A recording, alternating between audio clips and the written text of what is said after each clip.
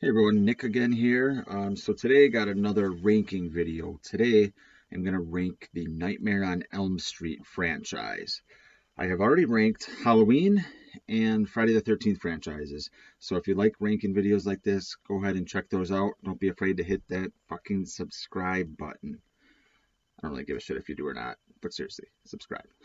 But anyway, so Nightmare on Elm Street. Obviously, it's one of the big three slasher franchises from the 80s, along with, like I said, Halloween and Friday the 13th. So we're going to get right into this and rank them from worst to best. There's a lot of ones at the top that are great, and a lot of ones at the bottom that are pretty bad. And we're going to start with the worst of the worst. Coming in at number 9 is Freddy's Dead. Not only is this the worst movie in the Nightmare on Elm Street franchise, this might be the worst horror movie I've ever seen. It might be the worst movie I've ever seen. That's how much this movie pisses me off. It's basically fucking Looney Tunes meets A Nightmare on Elm Street, and they turn Freddy into the Roadrunner or Wile E. Coyote or whoever the fuck you want to think he is.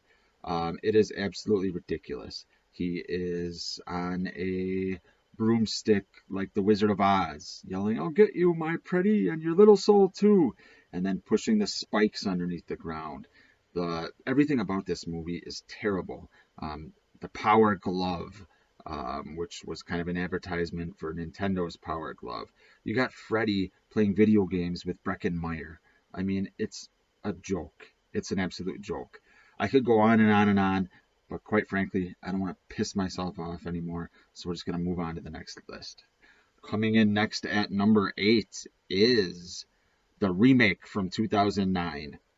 Now, this movie gets a lot of flack, and deservedly so. But I don't think it's as bad as people think. I say that, and it's the second worst in the franchise. But I've never really met anyone that likes this movie. But I don't think it's absolutely terrible. Certainly not as bad as Freddy's Dead. Jackie Earle Haley did a pretty decent job. Nobody's ever gonna be Robert Englund, but he made the role his own. At least Freddy was scary again. He was kind of in the shadows. Um, the real burn makeup I wasn't a huge fan of, but I understand what they were doing. Rooney Mara I thought was shit in her role. Other than that, they had some interesting stuff like the what was it called, like the power naps and things like that. And it was interesting. They kind of implied that Freddy also molested these children, which was an interesting take, but they kind of stopped short. If you're gonna do that, do it. Go with it. I get it. It's dark. He's a fucking child molester if you're doing it, and that brings up a whole other can of worms and how dark it can be. But they kind of went halfway and stopped.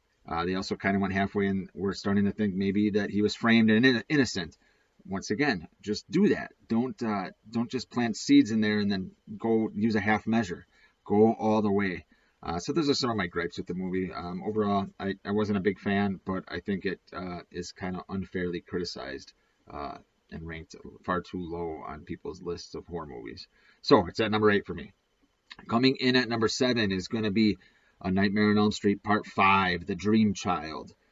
Similar to a couple of the other movies, this had some interesting ideas, but you got to the point here where Freddy was a cartoon character already again.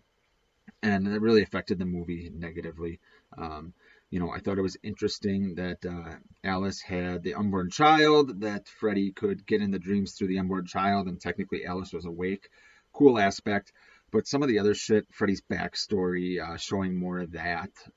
You got it in Dream Warriors, a little tidbit of it, which we'll get to.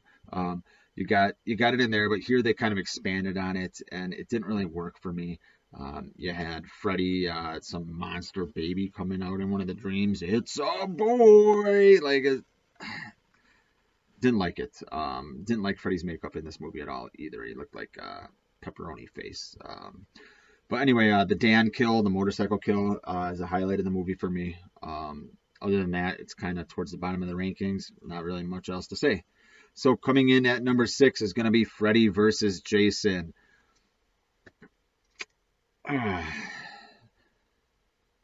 This movie's more of a fan service comic book movie.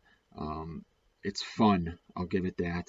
It's not really a Friday the 13th movie. It's more of an Elm Street movie. That's why it's on this list. And it's a little higher than the other couple, just because it's a fun movie. You can sit down, watch it in the background, see some Freddy kills. Well, actually, I think he only has one kill in this movie. But see some Freddy action, some Jason action. See them going at it. It's pretty cool. A lot of the creative decisions I did not like, but the fact that we got this movie and it's not awful is incredible. So it sits at number 6 on my list. Coming in at number 5 is going to be A Nightmare on Elm Street Part 4, A Dream Master, or as everyone likes to call it, the MTV version of Freddy Krueger. And you can see why. They realized what they had in Dream Warriors Part 3, and they ramped it up. Rennie Harlan, famous story of how he became a director, looked that up. You know, he was homeless, I believe, and demanded to direct this movie. Kept going in the studio's office, demanding to direct it, and rest is history with that career. But anyway, a lot of cool imaginative dream sequences. But you got Freddy on the beach putting on sunglasses, a Freddy shark, Tuesday night taking over for Patricia Arquette. You know, there's nothing you can do about that, but she's a step below as an actress. Killing off the 3 survivors, Joey, Kincaid, and Kristen, within the first 20 minutes was a mistake. The way Freddy was resurrected was by a dog pissing fire. I repeat, the way Freddy was resurrected was by a dog pissing fire. Huh? But anyway, Alice is a great final girl. I like the Dream Master kind of the sequence where she starts to gain their powers. I thought that was pretty cool. And other than that, it's right smack dab in the middle of the list, so it's not bad. It's not great.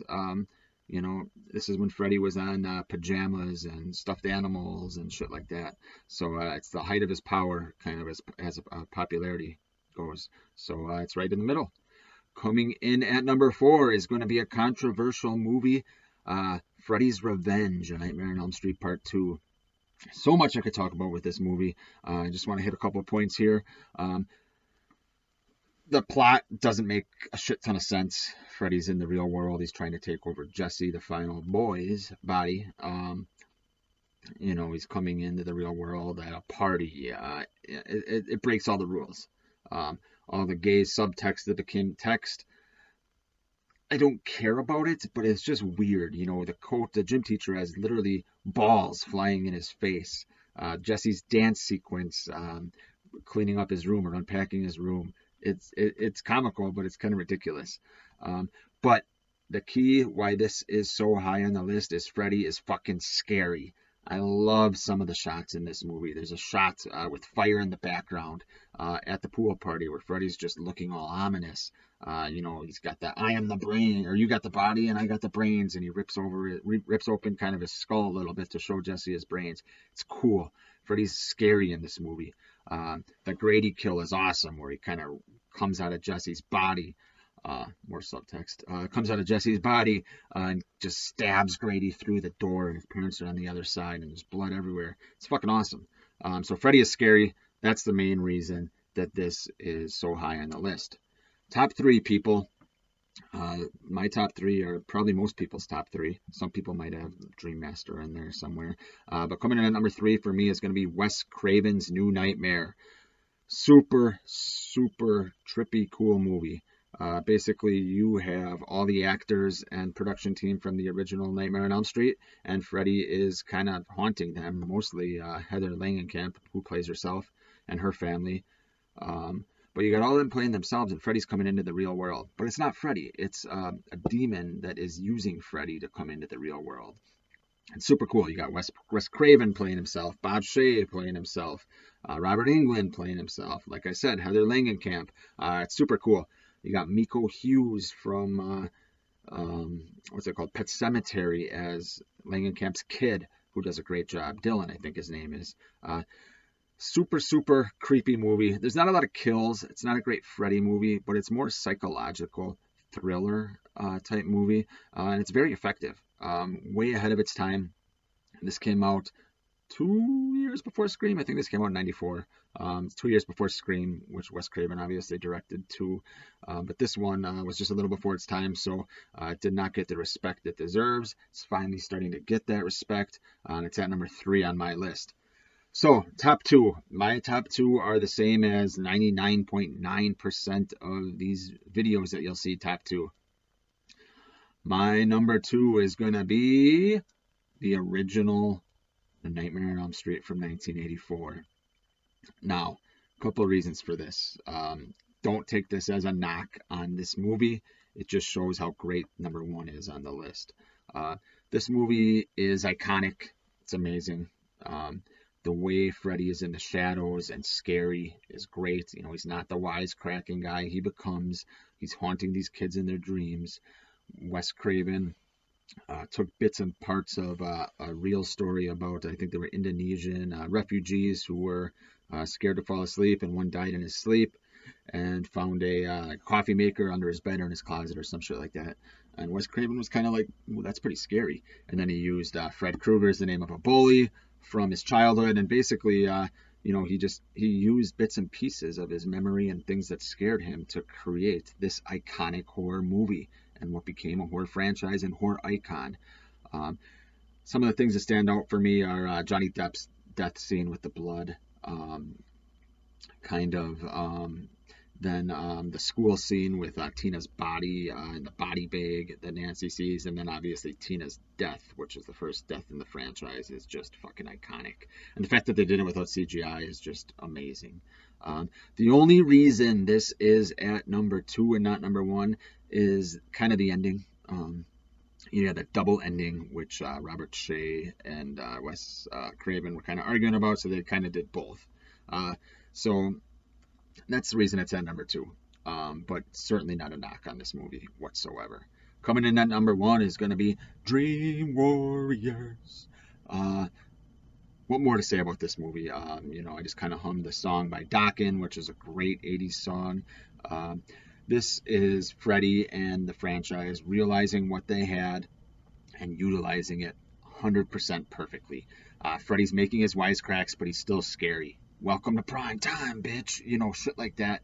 Just fucking amazing. Patricia Arquette's great. You got Nancy back. You got all the kids in the, was it a sanitarium or something like that? You got them all joining forces to fight Freddy.